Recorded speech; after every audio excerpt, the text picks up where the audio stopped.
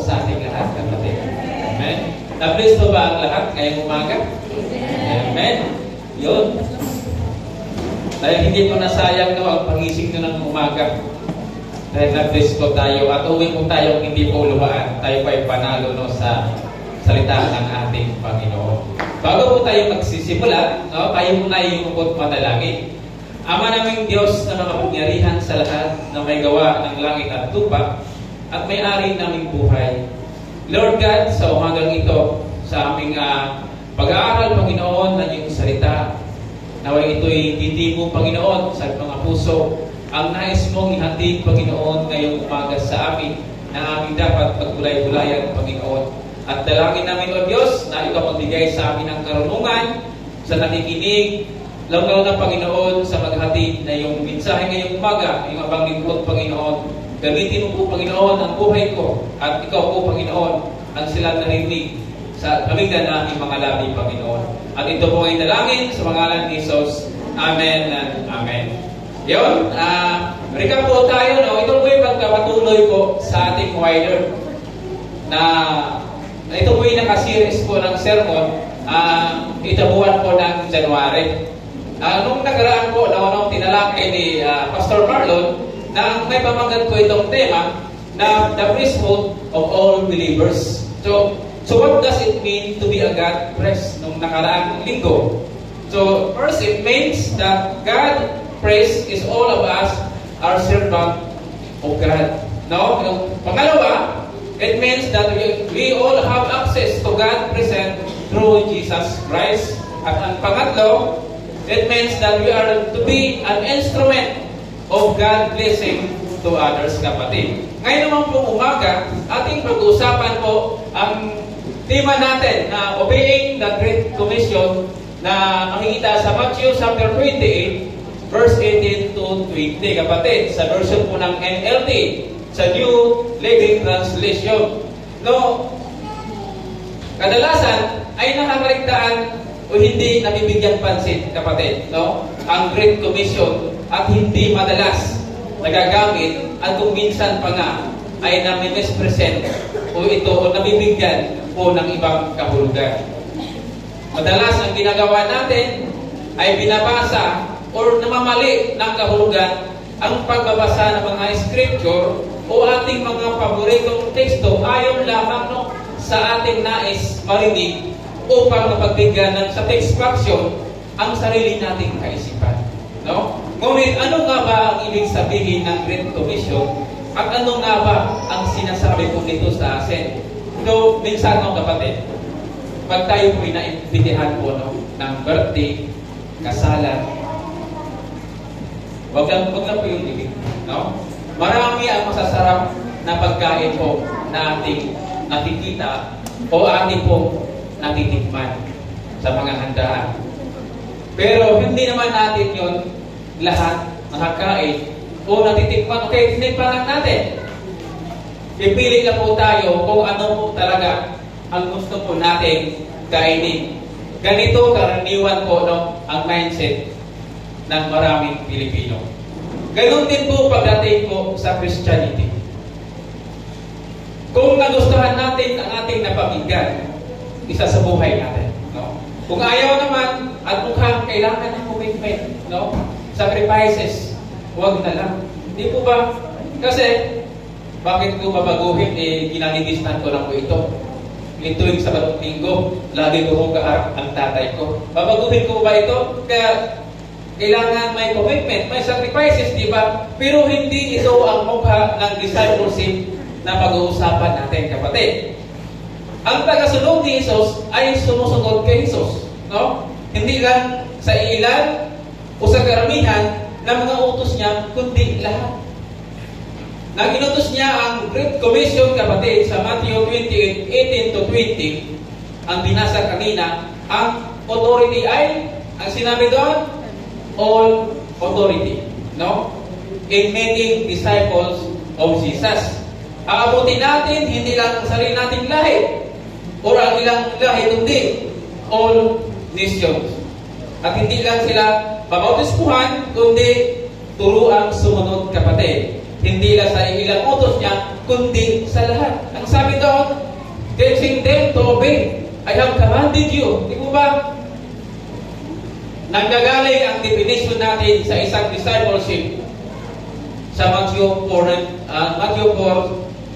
verse 19, no? Kung sa unang pagtawag ni Jesus sa mga disciple niya, sabi doon, "Follow me, and I will make you fisher of men." Hindi na po sila mangingisda, kundi tao na po ang kanilang bibig-biting, no? Ang isang disciple ay sumusunod kay Jesus, binago ni Jesus, at ibinigay ang buhay niya sa mission ni Jesus, kapatid. Sa ating pagsunod sa Panginoong Jesus, binago niya ang ating mga kaisipan, ang mga hangarin, no? Mga relasyon at mga pangarap sa buhay natin. Binigyan tayo ng bagong buhay ng Panginoon para ibahagi din ito sa iba at sanayin sila, kapatid, sa pagsunod sa Kanya. Pero ngayong umaga po, no, pag-usapan po natin at aking ibahagi po sa inyo ang framework na ito, kapatid. Mayroon po itong tatlong punto na pag-uusapan ngayong umaga, kapatid. What is the Great Commission saying po? So una po doon, the framework of the Great Commission. Notice that Great Commission is the between a great declaration and a great promise. Ito ay nasa pagitan ng great declaration and a great promise, kapatid. No? This declaration is very staggering claim of our rise in Lord, kapatid. Habi doon, all the authority in the universe has given to me. All meaning, lahat po, kapatid. Wala pong itinira. Sa universe ay ibigay na sa Kanya, kapatid, ng ating Panginoon. He is the owner. Siya na po ang may-ari sa lahat. Ayon doon sa verse 18 na binasa kanina, ibinigay na sa akin ang lahat ng kapangyarihan sa langit at lupa. No? Imagine, kapatid. Kung mabalikan natin yung buhay ng ating Panginoon, ipinago si Jesucristo sa isang nakakakilabot at kahiyahiyang pamamaraan, di po ba? Ngunit sinabi kahit ang haring si Caesar ay yumuko sa Kanya dahil siya ang nakagawa ng ito, kapatid. Siya ang Panginoon ng ating kasaysayan, Panginoon ng mga bansa, Panginoon ng lahat, kapatid. No? Ang lupa at Panginoon ng mga simbahan. Isang pagkabahayag na nagsabing na tungkol sa katastaasan at universal na pagka-Panginoon ni Jesucristo, kaya tinawag siyang Lord of all at Panginoon sa lahat. Ang Great Commission ay dineklara ng ating Panginoon ang tanging may kapangyarihan sa lahat. Notice the word therefore, kapatid. Ano bang sabihin na therefore na sinasabi dyan? Laying that declaration, the affirmation to the Great Commission, make disciples, kapatid. No? Kaya habang kayo humahayo, sabi niya, therefore, gawin ninyong alagad ko ang mga tao sa lahat ng bansa. Ang salitang therefore, kapatid, ang nag-uugnay sa Great Declaration at sa Great Commission. Ang affirmation or ang may panindigan or magpapatunay sa Great Commission na ito. Ang salitang make disciples or gawin ninyong alagad ko, ito ang tanging utos sa passage po na ito. Hindi po yung go. Make disciples po ang binigyan diin dito ng ating Panginoon, kapatid. Isang imperative verb o pandiwang pautos po ng ating Panginoon. Meaning, inuutusan ni Jesucristo ang lahat. Ito ay imperative, kaya naman minsan, kung pagbasihan ang English translation, ito ang dahilan, kapatid, kung bakit nami-mislead tayo sa salita command na go. No?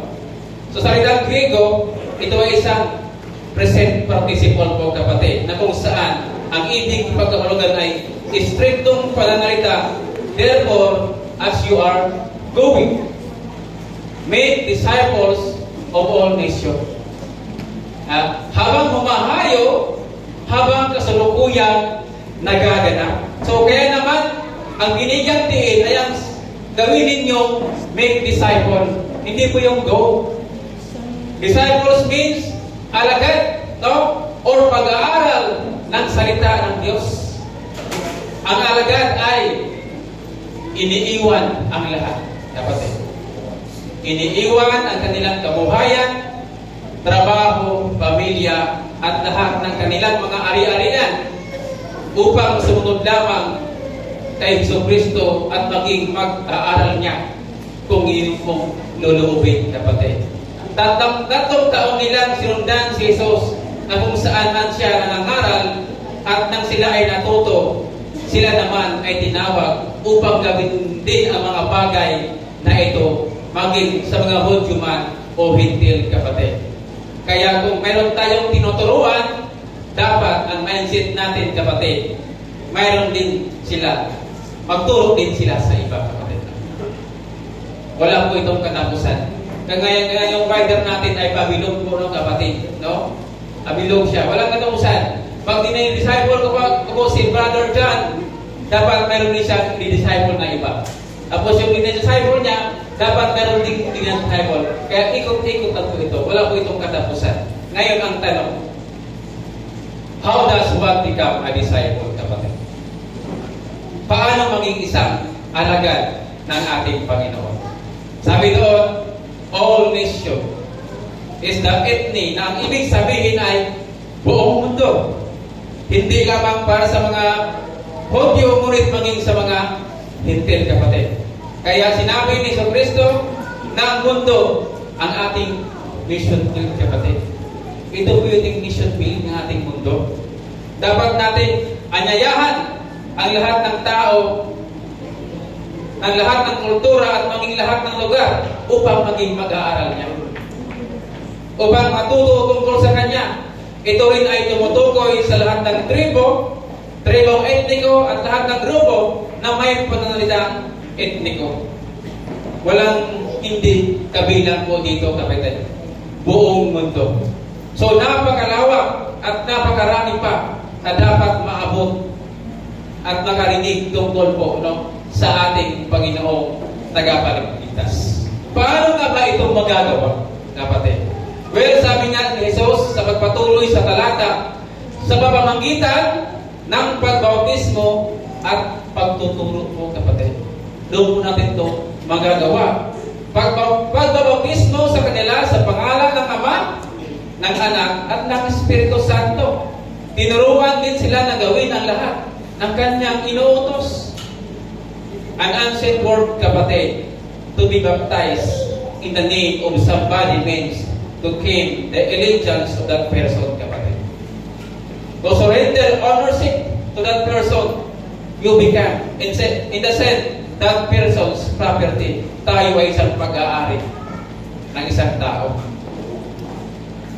Di po ba, ano lang kayo mangyayari kung mayroon po akong binabautismuhan na sa pangalan po ni Pastor Demi, sa kanyang asawa at sa kanyang mga anak? Ano kaya mangyayari doon sa Diyos? Ang authority niya ay akong susundin niya, kapatid. Di po ba? Kung sa pangalan ko, ano na kaya mangyayari doon sa taong binabautismuhan ko? Dapat to be baptized into the name of the triune God. Sabihin, tatlong persona pa ito means that now your supreme loyalty is no longer to your biological family, culture, ethnic group of your nation state. It is the triune God. You belong the Father, the Son, and the Holy Spirit, kapatid. Hindi po sa pangalan ng nagbautismo po, kung sino man po ang nagbautismo po sa atin. Sa pangalan ng Ama, ng Anak, at sa Diyos, Espiritu Santo. So, there is where disciples began, kapatid. Dito po. Sa pamagitan ng pagbautismo, dito nagsisimula po ang discipleship. Sapagkat sa oras na tinanggap natin ang Panginoon sa pamagitan ng pagbautismo, nagsisimula na din ang ating misyon dito sa mundo. Ang paglaganap ng Kanyang salita. Kaya dapat po maunawaan po natin. Hindi ibig sabihin po, kapatid, no, after na mapag-bautismuhan tayo ng ating Panginoon, ay wala na po tayong gagawin. Okay na po ako. Napag-bautismo na ako. Hindi po ganun, kapatid. Ang ating, dito po nagsisimula ang ating mission sa mundo once na napag-baptize ka na po, kapatid. Baptism is also our corporate event. Ito ay hindi lamang individual na kaganapan. Tayo ay binabautismuhan sa isang community of all na nagpapahayag ng kapangyarihan ng Triune God, ang Ama, ang Anak, at ng Espiritu Santo. So ito ay tumutukoy sa context o sinasabing gawain ang hindi lamang sa pagitan ng isang tao. Kailangan din po dito ang mga taong naniniwala din sa kapangyarihan ng Triune God at naniniwala na natutunan ang ibig sabihin ng discipleship. Ang discipleship ay hindi lamang magawa ng isang tao, kapatid. It is the community, hindi lamang basta community, kundi isang komunidad ng mga nagbautismo na natutunan natin ang pagiging bahagi o alagad ni Jesus na lumago at natuto sa misyon at sa layunin po ng ating Panginoon.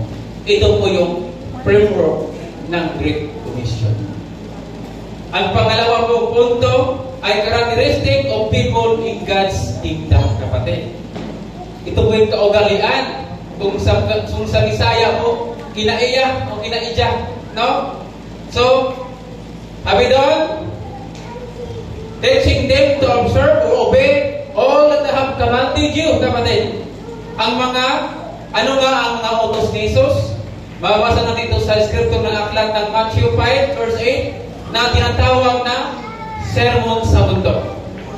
Ito ang pagpapakita o pag-aarawan na kung ano ang kaharian ng Diyos, kapatid. Ito ang magiging kaharian ng Diyos. Inilarawan dito ang mga taong kabilang sa kanyang kaharian. Kung saan makikita natin binubuo ang isang bagong komunidad. Ano nga ba ito? Basahin po natin ang Matthew 5 verse 13 to 12.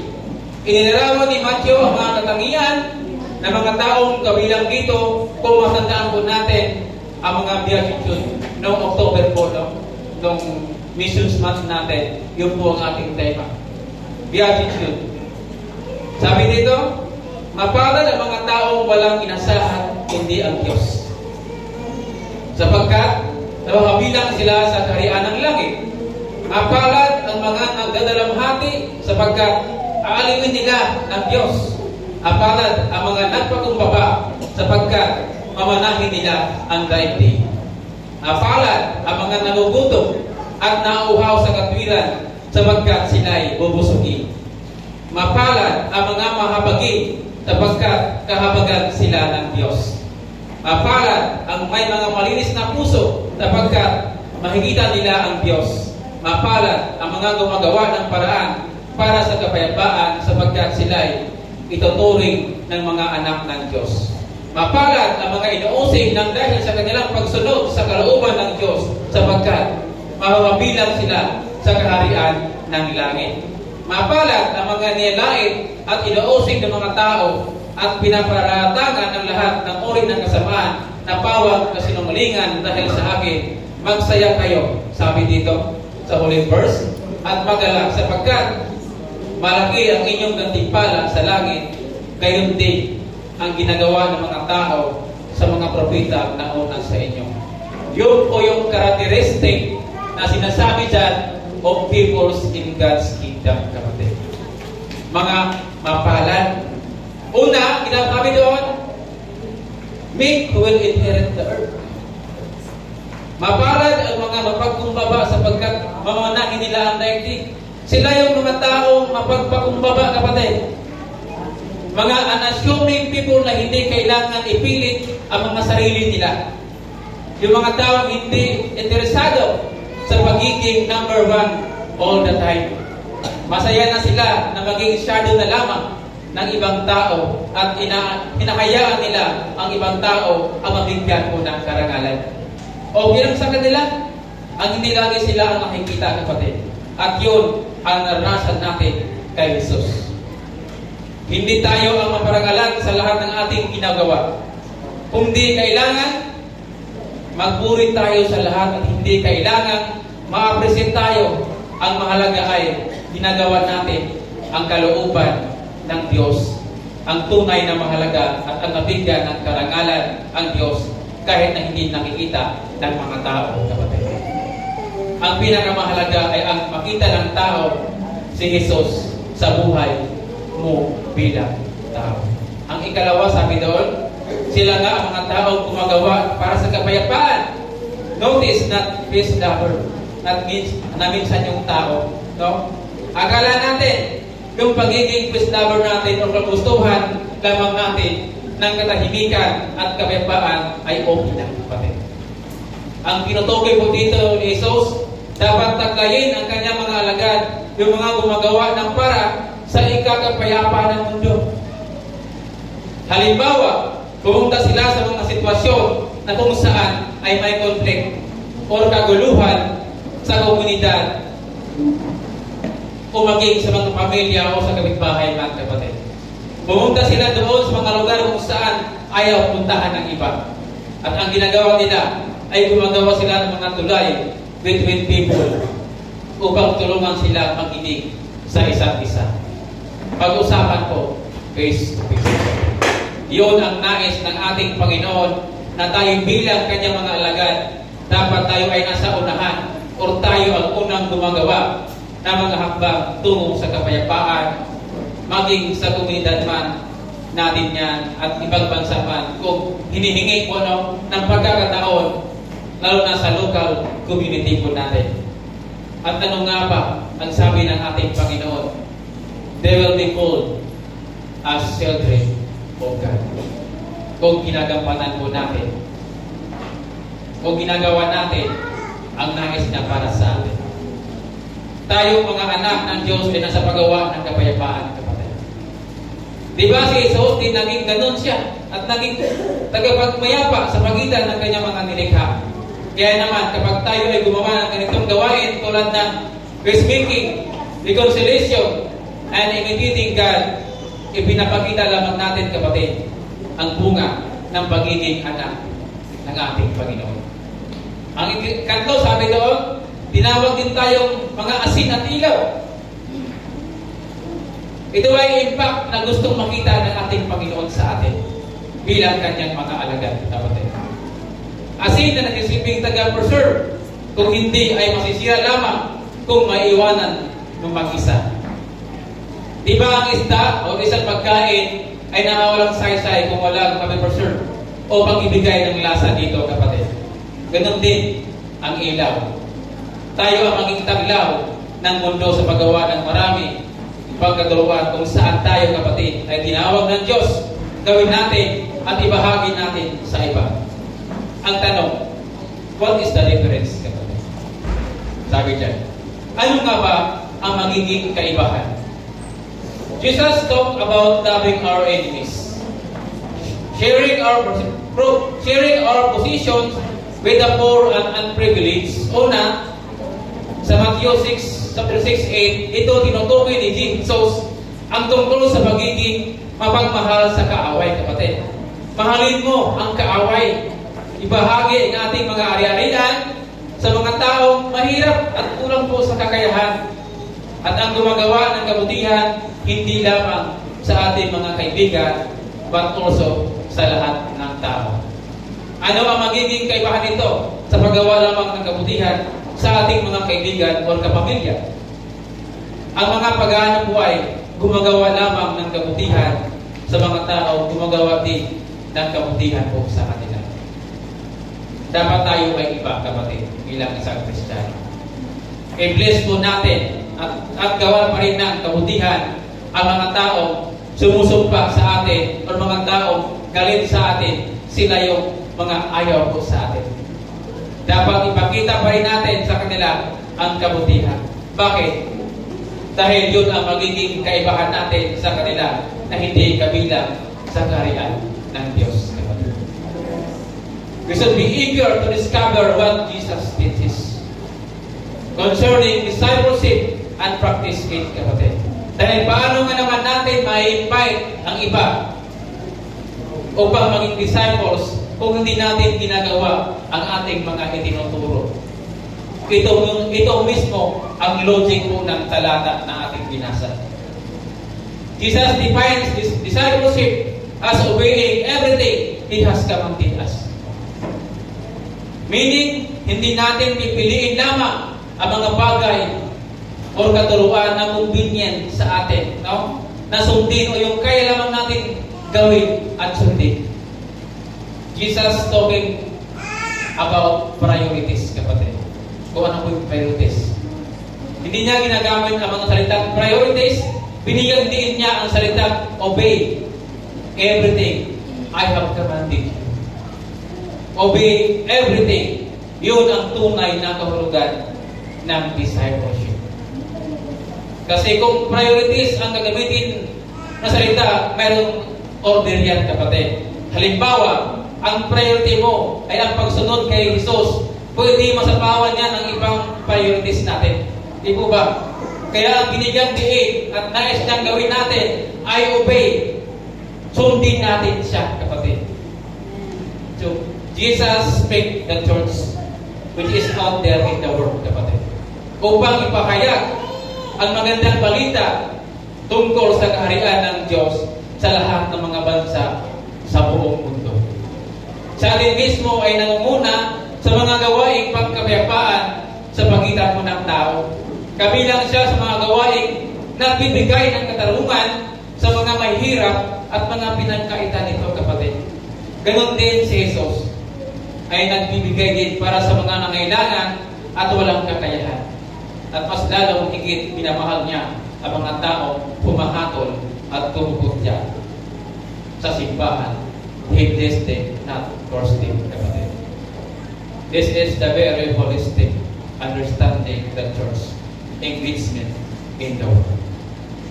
And finally, sa pangatlo, we come to the great promise.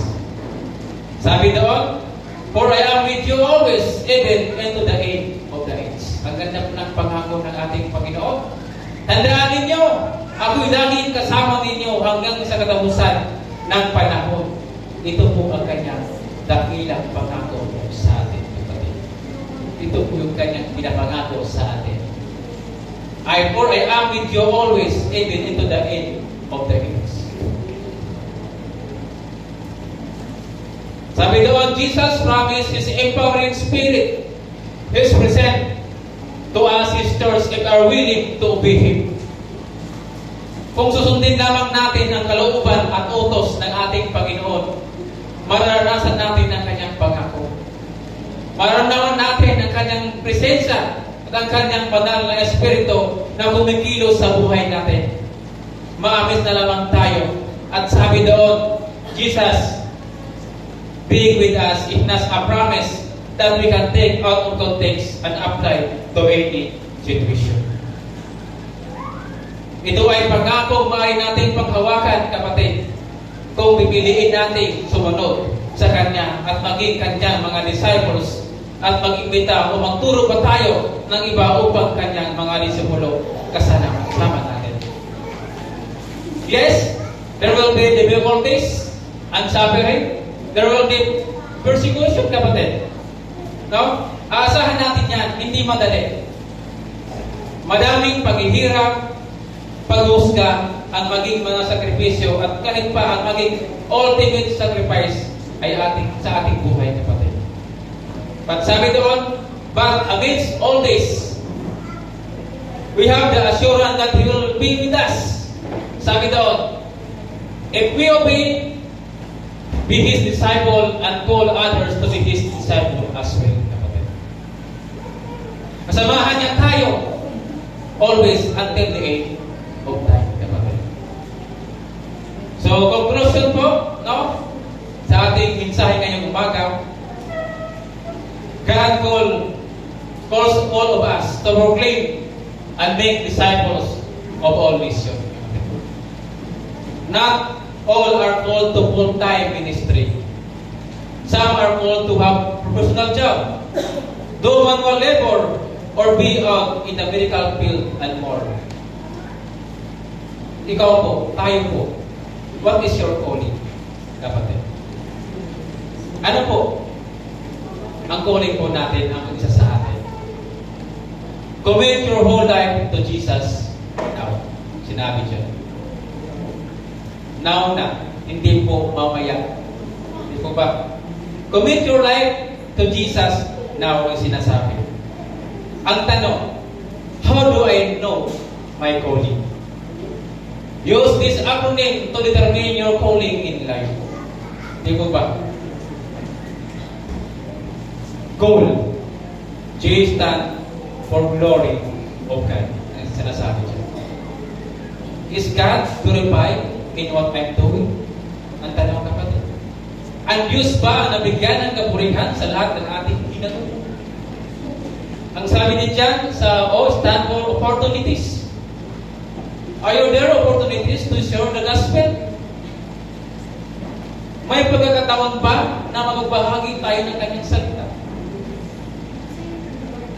Kung mayroon, gawin po natin now na, kapatid. Di po ba? An A stand for affirmation. To the church, my brothers and sisters, affirm what I'm doing. Makamanigan ba natin at makagawa natin ito, kapatid?